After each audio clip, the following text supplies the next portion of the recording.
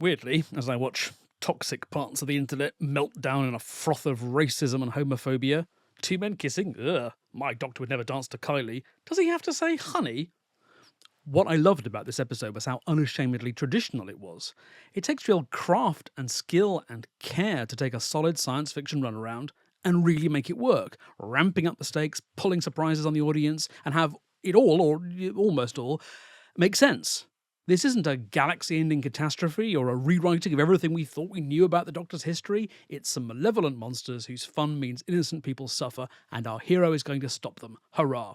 As is rapidly becoming the norm, we don't waste time with tedious TARDIS scenes in which the leads ponderously decide to go to the environment we already saw in the teaser. The Doctor and Ruby are just there. But while Ruby is having fun soaking up the atmosphere, Ncuti has spotted an evil leaper watching from the balcony.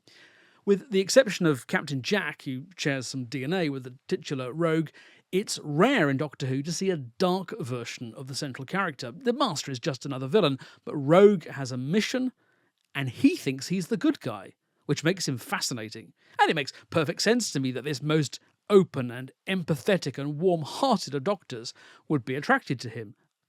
I'm sorry, did you prefer David Tennant wholesomely falling in love with Madame Pompadour? You remember that love story began when she was a child, right?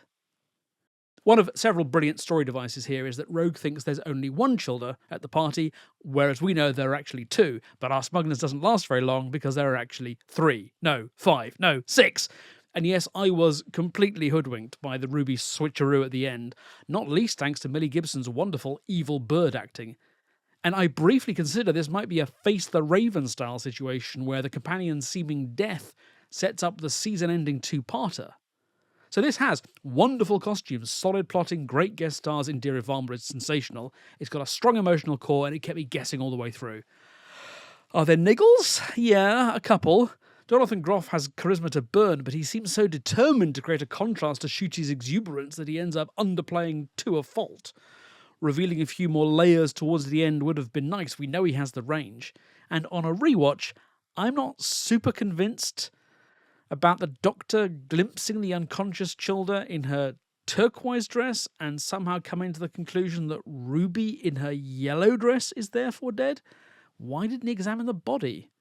I also think the details of how the trap worked and just what allowed Rogue to substitute himself for Ruby could have been set up a little more clearly.